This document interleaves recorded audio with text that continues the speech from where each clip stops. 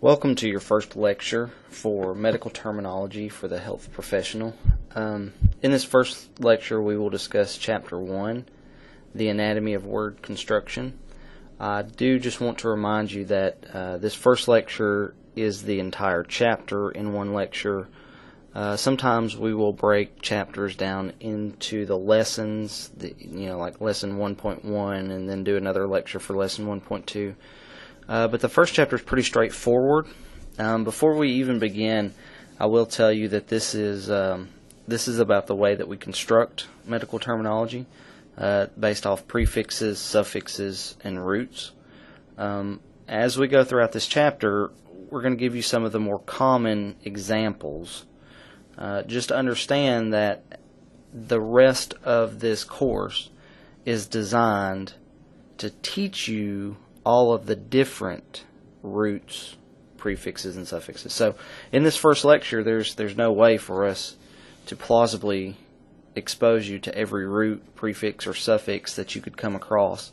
But we will start to expose you to the way that a word is constructed. And as we go throughout the rest of the courses, you will develop and build a heavier repertoire of medical terminology. So let's begin. Lesson 1.1 is the construction of medical words. So the biggest thing that we want to start off with is that all medical terms are made up of roots. The root word in the medical term is what identifies what you are talking about. So a person who is a cardiologist, cardia refers to cardiac. So when saying cardiologist, you are telling somebody that you are a person who studies or works with the heart. And the gist part, you could have all kinds of people who are gist. You could have a pulmonologist, a urologist, a proctologist. But all of these roots that you find with them, urologist, it's the urinary system, someone who studies the urinary system. So when we first look at medical terms, we're going to define the roots. We're looking for the root first, and then we're looking for prefixes and suffixes to define the word.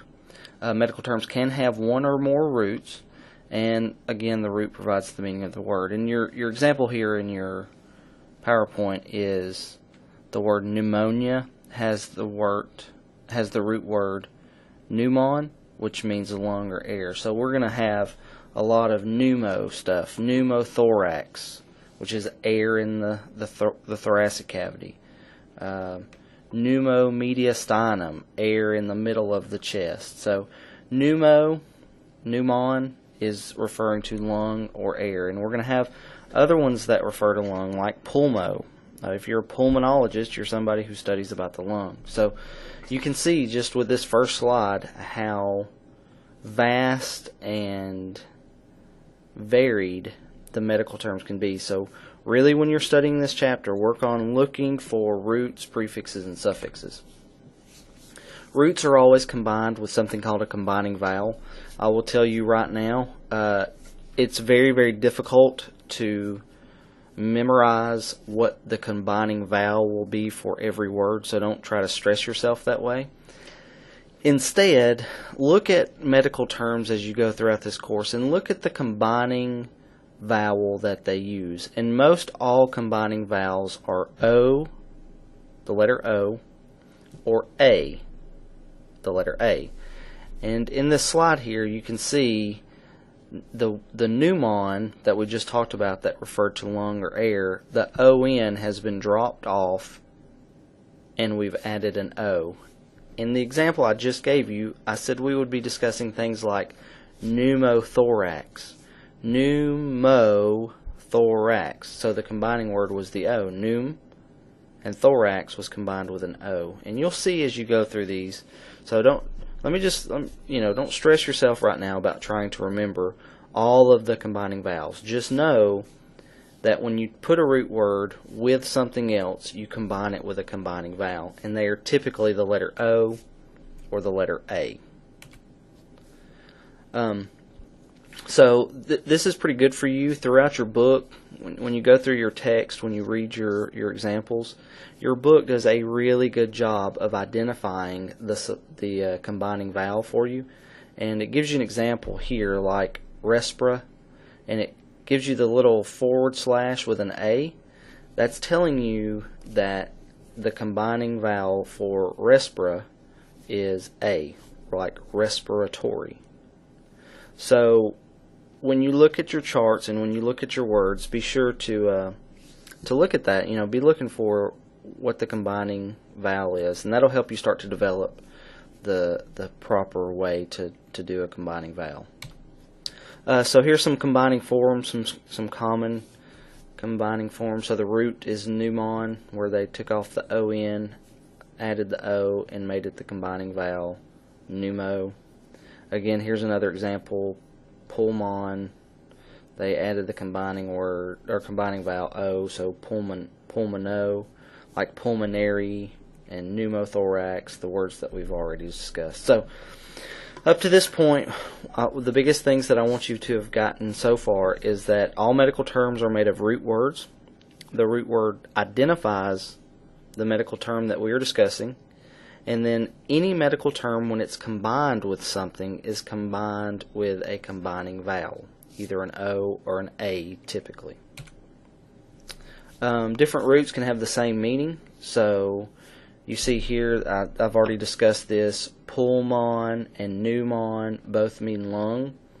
Pneumon also means air. So depending on what context you're using it at, it could mean air. Like a pneumothorax, when you discuss a pneumothorax with other medical professionals, you're not telling that there's a lung in the chest cavity, because we know that there should be a lung in the chest cavity. Instead, you're using pneumon as the definition of air. So when you say pneumothorax, you are literally telling me there's air in the thorax. And normally that air is where it's not supposed to be. So again, just try not to make this, like muddy water, but this is your first lecture. It is, pretty obvious that there's going to be a lot of stuff that you're going to gain throughout the rest of these lectures. But again, just take your time, read very carefully, look at your words, look at your charts, look at the way that they're broken down. So, from the root word and the combining vowel, we need to add what we're going to combine with it. The two things that we combine are a suffix and a prefix. A suffix is something that's added to the end of the root word to give it a new meaning. When we add the suffix, there's going to be certain rules that we apply. So the two rules here, you see, if it begins with a consonant, it must follow with a combining vowel. If the suffix begins with a vowel, no combining vowel is needed. So you're going to see these. Don't stress yourself right now. Don't really harp on all this. You're going to start to develop this on how you combine these. Like if the root word has an O or an A at the end of the root word, there's no need to add an O or an A. It's already there. But if the root word ends with a consonant like cardiac, we have to get rid of that C and add that O or that A. That's all this is telling you. So some of your root words will end with an O or an A. If it ends in an O or an A, there's no reason to add one, so we just add the suffix. However, some words like cardiac or pneumon, these words that you've already seen, we have to get rid of that consonant at the end and add that combining vowel. So again, don't stress too much. You'll start to develop these as we go on. So here's some common suffixes. Your book gives you a really, really good list of suffixes in your book. I suggest that you look over those. They can be found in lesson 1.1. So pulmonary, that means pertaining to the lung, whereas pulmonology, you see, we have to, it's the study of the lung. So this is a good example here. Pulmon and pulmon. So we both have this P-U-L-M-O-N, which refers to lung or air. However, this suffix begins with an A. So there is no reason to drop or get rid of this N.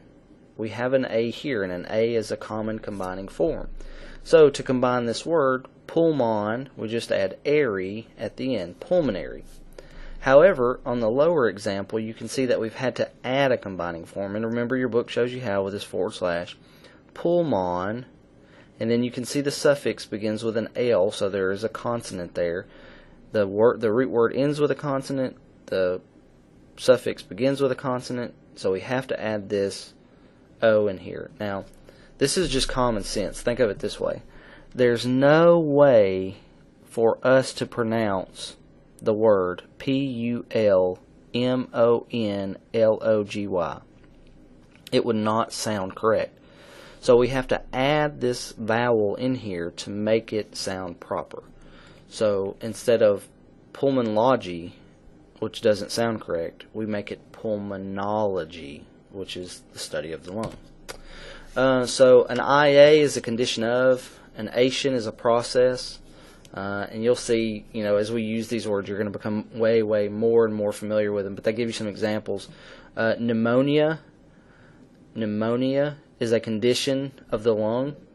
So we went back to this pneumon, which meant lung or air, and we added IA. So there is a condition of the pneumon. And again, we don't have a combining vowel here because the suffix started with an I. Ation, this suffix starts with an A, so we're not going to have a combining vowel here either. Respiration. Respira, referring to breathing. Ation, the process of. So you're going to see these more and more. Alright, we're going to move on to prefixes. A prefix is a part of a word that's added to the beginning of the root word. Okay? Prefixes never require a combining vowel. Yay! And not every term has a prefix. Remember, like cardiologist, the root word is cardiac, so it's the first thing. So just remember, there's not everything that you come across is going to have a prefix. A majority of the words that you're going to have will have suffixes because the suffix is going to tell you, more information about the root word. So suffix at the end, prefix at the beginning. So they give you some here. Premature, where we have pre meaning before normal. So if you were born premature, pre before, and mature before you had been able to mature. Now we can use the bottom one, post-mature. You were born post or after the normal length of the pregnancy. So you can see some of these prefixes are pretty common. Some of the ones that you might need to go over, uni, which means one, bi means two, and think of these like your cycles. If you're on a unicycle, you're on a one-wheeled vehicle. If you're on a bicycle, you're on a two-wheeled vehicle, and if you're on a tricycle, you're on a three-wheeled vehicle. Some other common prefixes that you're going to come into contact with are peri, which means around, epi, which means above, hypo and hyper. Hypo means low. So always remember, hypo means low.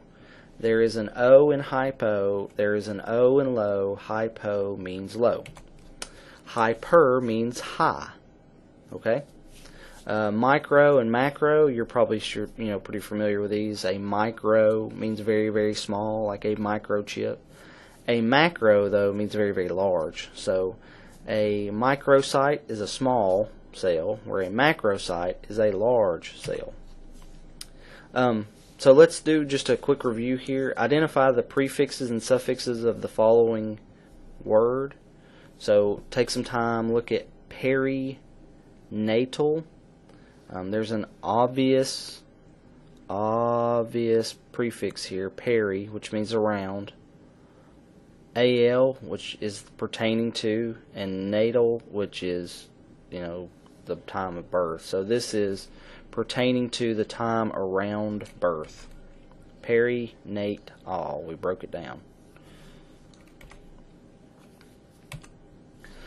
So here's another quick review. Identify the prefix and suffix of the word hypogastric.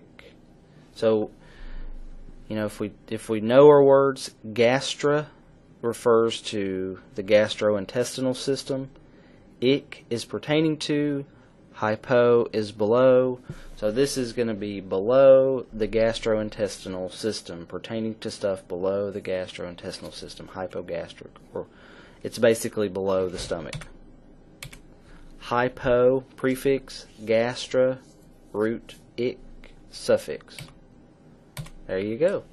So now we're going to deconstruct the words that we've built. You know, we take the root, we build on suffixes and prefixes and things like that. So this is how we're going to analyze the word. This is the example that we just did. We took a word, deconstructed it down into its parts, and then identified what the word meant. So word deconstruction, when you see an unfamiliar medical term, first identify the suffix. So start at the end and work towards the front.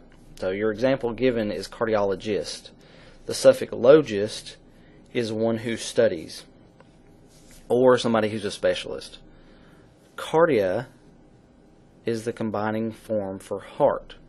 So cardiac, remember, cardiac is heart. Cardiac ends in a C, so the root word ends in a consonant. The suffix begins in a consonant. So we have to do our combining form, which they show you here is a / and O. So cardiologist is a person who studies or works with the heart. So we're going to deconstruct this word, myocardial. I will tell you this is basically truly two root words, but they're going to call one of them a prefix. So all is pertaining to cardia, the heart, and myo means muscle. So if we break this word down, the suffix all, al, means pertaining to. Myo is the prefix, which is muscle, and the root is cardiac, which means heart. But truly, back at the very beginning of this lecture, we talked about some words had two root words. Myo is a combining, it really means muscle, so there's kind of two here, but we're going to use this, we're going to look at this as a prefix, root, suffix. So heart, muscle, heart, pertaining to. So we're going to talk about this is heart muscle. And you see, as when we get into these other things, we're going to talk about endocardial and pericardial and all these other words. So myocardial, muscle, heart, pertaining to. This is cardiac, heart, muscle. Alright, so let's break this last one down.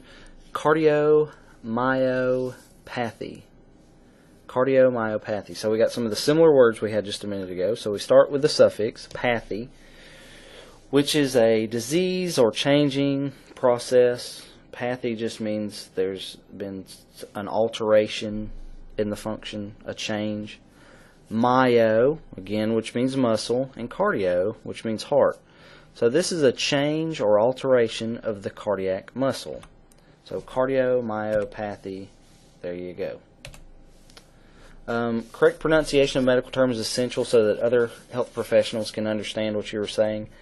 You will see later we have words like dysphasia and dysphagia, and the only difference is one letter of S or G, so it's very important that you pronounce them. You will find yourself, just like all other medical professionals, with our southern accents or our northern accents, that some of these words become difficult or we struggle with, but just try your best when you say these words. Some words that are pronounced the same or spelled differently, just like I said, you know, dysphagia, you have to be very cautious with these. It is, you know, your slide gives you an example here. Ilium and ilium are both pronounced ilium. The ilium is a bone of the pelvis, where the ileum is a segment of the small intestine. So these are two completely different areas. I don't know why we've done this in medicine, but we have, so, you know, good luck. We're going to get you through this, and you'll start learning what all these words mean. When you pronounce, remember that some sounds the same if incorrectly pronounced. So prostate and prostrate, just, you know, you'll see these things. And then finally, your plurals. Plural endings for medical terms simply do not involve adding an S. Plural endings must be memorized. And your book gives you your plurals.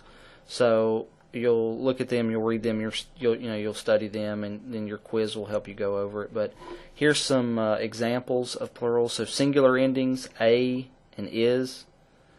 Plural endings, ae and s. So axilla, axillae. Diagnosis, diagnoses. So you'll get the difference. So at the end of this, I just want to recap for just a minute that we,